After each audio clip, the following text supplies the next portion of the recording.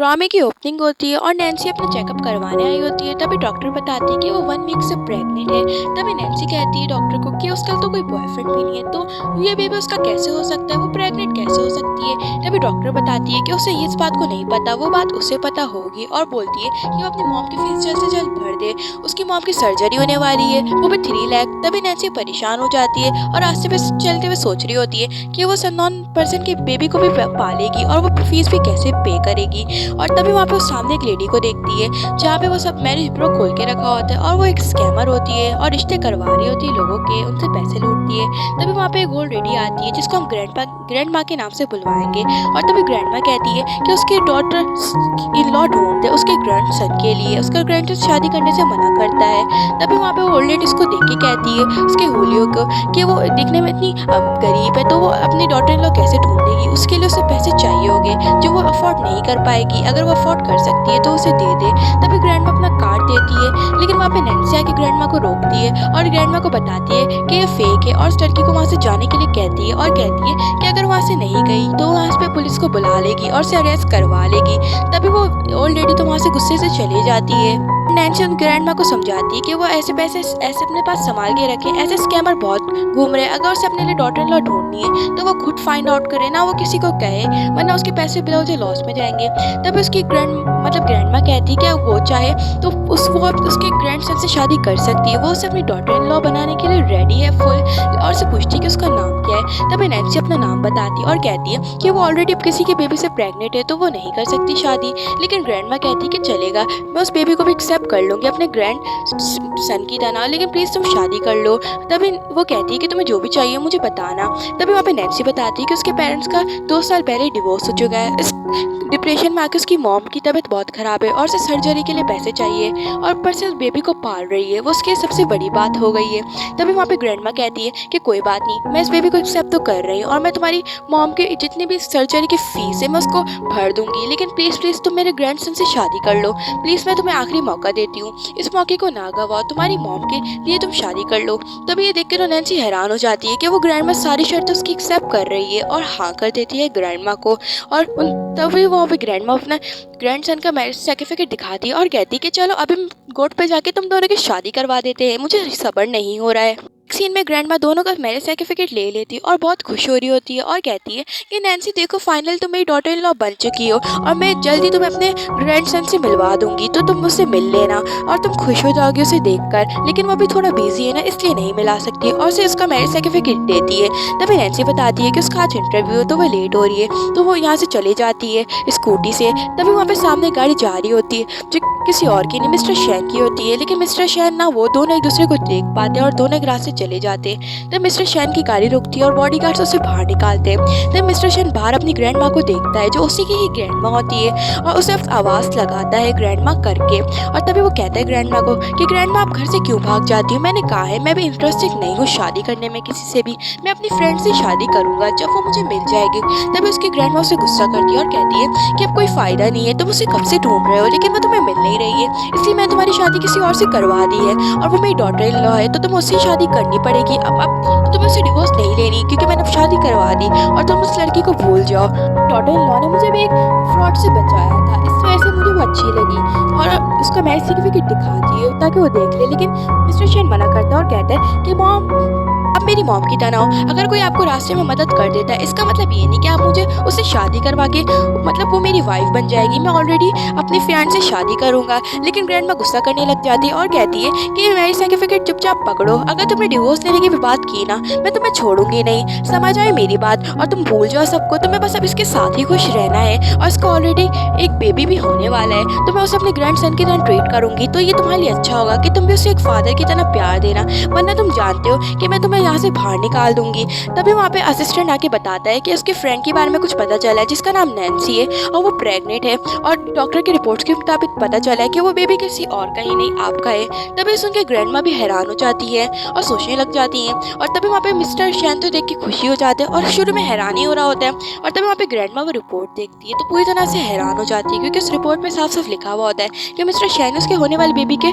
Father है। तभी mister शैन उस लड़की को ढूंढने के लिए कहते हैं जल्द से जल्द, लेकिन ग्रैंडमा गुस्सा करने लग जाती है और कहती है कि कोई जरूरत नहीं उसे ढूंढने की, मैंने ऑलरेडी तुम्हारी डॉटर इन लॉ ढूंढ ली, मैं उस लड़की को एक्सेप्ट नहीं करूंगी, ना ही उसकी बेबी को करूंगी, तुम उस लड़की को ढूंढने की कोई ज़रूरत नहीं है, वरना मैं यहाँ से मतलब ब्लैकमेल की धमकी देती और कहती कि मैं अभी के अभी मर जाऊंगी अगर तुम उस लड़की को ढूंढोगे। लेकिन तब मिस्टर शैन उसे रोकता है अपनी ग्रैंडमा को और कहता है कि ग्रैंडमा ठीक है मैं नहीं ढूंढूंगा, मैं इसलिए कह रहा था कि उसके उस पास मेरा बेबी है, हमारी रेपुटेशन बहुत ख़राब हो जाएगी, एक बार मुझे उसका बेबी लेने दो, मैं उसे छोड़ दूंगा। अपनी ग्रैंडमा की खातिर वो झूठ कह देता है। तभी उसकी ग्रैंडमा मान जाती है और कहती है कि उस लड़की के बारे में मैं अब कुछ ना सुनूँ तो बेटर होगा। ये बोल के वहाँ से चली जाती है और मतलब कि वाह क्या ग्रैंड माँ है यार। और तभी असिस्टेंट कहता है कि बॉस अब क्या करना है, उस लड़की के बारे में और कुछ पता करना है या नहीं करना है। तभी वहाँ पे मिस्टर शैन को तो उससे देख के अपनी बचपन की याद आ जाती है और हमें दिखाया जाता है कि बचपन में मिस्टर शैन की तबीयत खराब हो जाती है और वो एकदम से वहाँ पे बेहोश हो जाते हैं। और वहाँ पे वो लड़की आती है जो कोई और नहीं नैन्सी होती है हमारी मेन लीड,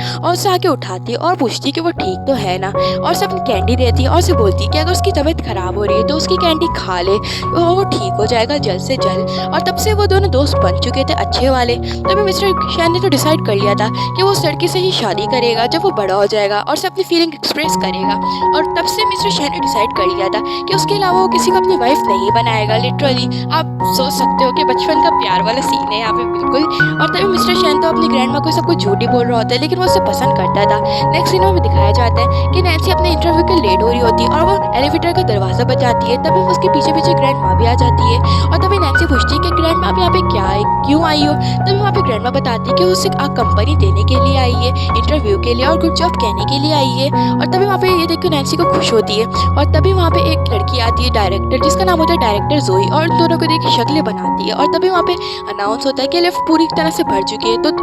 एक दो को तो यहाँ से निकलना ही पड़ेगा पर्सन को। के साथ उसकी एक चमची भी होती है। और तभी वो लेडी मिस जोई वहाँ से निकलने के लिए कहती है ग्रैंडमा को, लेकिन ग्रैंडमा मना कर देती है। लेकिन जोई कहती है कि वो अंधी हो चुकी है, बेरी हो चुकी है, उसे दिख नहीं रहा है, वो यहाँ की डायरेक्टर है, तो वो उसकी बात माने क्या है ना मान के चुपचाप से यहाँ से निकल जाए। लेकिन वहाँ पे ग्रैंडमा तो मना कर रही होती है, लेकिन जोई उसे जानबूझ के धक्का दे देती है बाहर। तभी नैन्सी भी देख रही होती है और आके ग्रैंडमा को बचाती है। तभी ग्रैंडमा गुस्सा करने लग जाती है और नैन्सी भी कहने लग जाती है कि उसे बड़ों की तमीज़ नहीं आती, कि बड़ों से कैसे बात की जाती है और रिस्पेक्ट की जाती है। तभी वहाँ पे वो लड़की कहती है जोई के उसे मत सिखाए, वो यहाँ की डायरेक्टर है और होने वाली मिस्टर मतलब शैन की गर्लफ्रेंड भी, तो उसे ना ही बताए कि क्या अच्छा है और क्या बुरा है, वो उसे यहाँ से भी निकलवा देगी। तभी नैन्सी कहती है कि तुम जो भी, मुझे तुमसे कोई फर्क नहीं पड़ता, मैं यहाँ पे इंटरव्यू देने आई हूँ, मुझे तुमसे कोई बात नहीं करनी, तुम ग्रैंडमा से चुपचाप सॉरी करो। लेकिन वहाँ पे उसकी एक चहेती जिसका नाम असिस्टेंट होता है, मतलब असिस्टेंट होती है, तो उसे कहती है कि तुम्हें बात करने की तमीज़ नहीं, और लिफ्ट बंद कर देती है। तब वहाँ पे नैन्सी वहाँ पे ग्रैंडमा को कहती है कि ग्रैंडमा आप ठीक तो हैं, इन सबको छोड़ो, ये लोग आपको शुरू में ऐसे तंग करते रहेंगे, कोई बात नहीं, ये आपको तंग करना भूल जाएंगे। तभी ग्रैंडमा कहती है कि बिल्कुल ठीक है। और नेक्स्ट सीन में वहाँ पे नैन्सी को ऑडिशन के लिए बुलाया जाता है, मतलब इंटरव्यू के लिए, तो नैन्सी जा रही होती है। तभी ग्रैंडमा कहती है कि उसे पूरा यकीन है कि उसकी डॉटर इन लॉ ज़रूर विन करेगी और ये उसे नौकरी मिलेगी, वो भी डिज़ाइनर की। और उसे कहती है कि वो बिना नर्वस हुई अपना इंटरव्यू अच्छे से पास कर ले एक बार। और ये कह के वो वहाँ पे खुद ही ग्रैंडमा अपने सन के पास आ जाती है, ग्रैंड सन के पास, और कहती है कि मेरी डॉटर इन लॉ भी यहाँ पे इंटरव्यू देने के लिए आई है, तो अच्छा यही होगा कि तुम उसे सेलेक्ट कर लो। उसे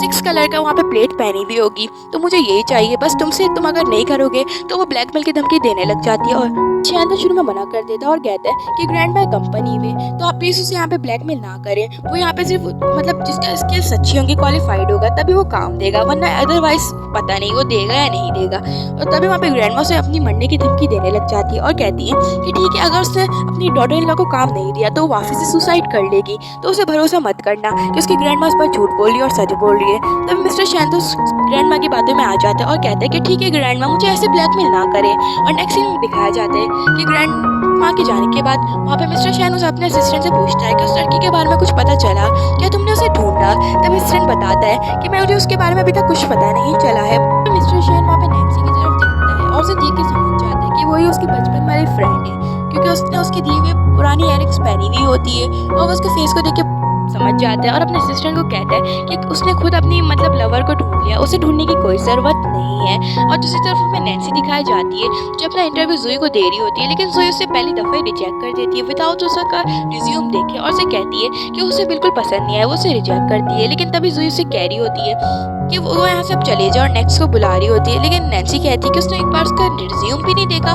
और उसे रिजेक्ट कैसे कर सकती है, एक बार उसका रिज्यूम देख ले, वो यहाँ पे क्वालिफाइड है डिज़ाइनर की जॉब करने के लिए। तभी वहाँ पे जूही कहती है कि वो ऑलरेडी मैरिड है और ये मैरिड को यहाँ पे काम करने की कोई ज़रूरत नहीं है, और उसका रिज्यूम फाड़ कर उसके सामने ही फेंक देती है और उसे कहती है कि ठीक है, तुम अगर इस नीचे कचरे को उठाओगी तो मैं यहाँ पे तुम्हें एक क्लीनर लेडी की जॉब ज़रूर दे सकती हूँ, अगर तुम ये कचरा उठा सको। तभी वहाँ पे नैन्सी कहती है कि वहाँ पे क्लीनर लेडी की जॉब नहीं, बल्कि यहाँ पे वो एक डिज़ाइनर की जॉब करने आई है, तो उसे डिज़ाइनर की जॉब मिलने जानी चाहिए, क्योंकि यहाँ पे मैरिड लोगों को भी काम करने का पूरा हक है, ऐसा कोई सीन नहीं बना हो यहाँ पे। लेकिन तभी वहाँ पे जूही तो कोई बात मान ही नहीं रही होती और कहती है कि वो यहाँ की डायरेक्टर वो खुद है या मैं हूँ, और बताती है कि उसे यहाँ से निकल जाना चाहिए, और उसके मुँह पे एक ज़ोरदार चाटे लगा देती है। लेकिन नैन्सी को तो बहुत गुस्सा आता है और वो यहाँ से जा रही होती है अपना रिज्यूम उठाए बिना। मतलब फिर वहाँ पे जूही से याद दिलाती है कि वो अपना रिज्यूम भूल गई है। तभी वहाँ पे वापस से नैन्सी अपना रिज्यूम उठा रही होती है, लेकिन वहाँ पे जूही उसे तंग करने लग जाती है और उसे धक्का मार देती है, जिसकी वजह से वहाँ पे नैन्सी मिस्टर शैन की तरफ गिर जाती है और उसे समझ जाती है कि उसका 7 साल पुराना फ्रेंड है जिसने उसे बचाया था, और मिस्टर शैन से देख के पूछता है कि वो ठीक तो है, उसे लगी तो नहीं है। तभी वहाँ पे नैन्सी बताती है वो बिल्कुल ठीक है। तो वहाँ पे मिस्टर शैन को देख के तो जूही मासूम बन जाती है और पूछती है कि मिस्टर शैन आप यहाँ पे क्या कर रहे हैं, आपको तो मीटिंग में होना चाहिए था। लेकिन मिस्टर शैन कहता है गुस्से से उसकी तरफ देख के कि जब वो यहाँ पे नहीं होता तो वो यहाँ पे एम्प्लॉयज़ के साथ ऐसा बिहेव करती है, और वहाँ पे जितने भी लोग आते हैं उनके साथ अच्छा बिहेव नहीं करती है। क्या वो चाहती क्या है कि वो उसे डायरेक्टर की पोजीशन से निकाल दे। और हमें दिखाया जाता है कि वहाँ पे नैन्सी भी पहचानती होती है जूही को, क्योंकि वो भी उसकी एक फ्रेंड होती है। तभी वहाँ पे मिस्टर शैन उसे कहता है कि वो यहाँ पे नैन्सी इस जॉब को डिजर्व करती है, वो भी डिज़ाइनर की, और बताता है कि वो तो उसको भी यहाँ से निकाल देगा अगर वो यहाँ पे सबके साथ रूड बिहेव करती रहेगी, और उससे वहाँ पे नैन्सी को जॉब दे देता है। और हमें दिखाया जाता है कि जब वहाँ पे खेलते थे नैन्सी और मिस्टर शैन, तो वहाँ पे जूही भी खड़ी हुई होती थी, और जूही तो मिस्टर शैन को बचपन से पसंद करती थी, लेकिन मिस्टर शैन उसे नहीं करते थे। तो जूही इस बात से चिढ़ी रहती थी कि नैन्सी उसकी जगह छीन रही है। और तभी वहाँ पे जूही नैन्सी से सॉरी करती है और डिसाइड कर लेती है कि वो खुद ही नैन्सी से रिवेंज लेगी, और वो भी इस कंपनी में रहते ही और उसे मिस्टर शैन की लाइफ से वापस से निकाल देगी और मिस्टर शैन के पास खुद आ जाएगी। थोड़ी देर बाद नैन्सी वहाँ पे मिस्टर शैन को देखती है और उनका थैंक यू करने के लिए उनके पास आ जाती है। लेकिन मिस्टर शैन से कहते हैं कि उसे इस चीज़ की कोई ज़रूरत नहीं है, वो बल्कि अपनी नौकरी अच्छे से करे, उसने उसे एक चांस ज़रूर दिया है। तभी वो उसे देख के स्माइल कर रहे होते, क्योंकि वो उसे बचपन से ही बहुत पसंद करते थे, और अब वो डिसाइड कर देते कि वो उसकी अपनी फीलिंग्स एक्सेप्ट करेंगे। तभी वहाँ पे नैन्सी के नंबर प्लेट को देखते हैं और उसे अपनी ग्रैंड माँ की बात याद आ जाती है कि उसकी ग्रैंड माँ ने कहा था कि 6 नंबर वाली बहू उसकी मतलब डॉटर इन लॉ की। तभी वहाँ पे मिस्टर शैन पूछते हैं क्या उसका नंबर प्लेट 6 है। तभी अगले नेक्स्ट पार्ट के लिए आप प्लीज़ चैनल को सब्सक्राइब, लाइक एंड शेयर करें, क्योंकि नेक्स्ट पार्ट बहुत ही ज़्यादा अमेजिंग होने वाला है। जब नेक्स्ट वीडियो में मिलेंगे, जब तक के लिए बाय बाय।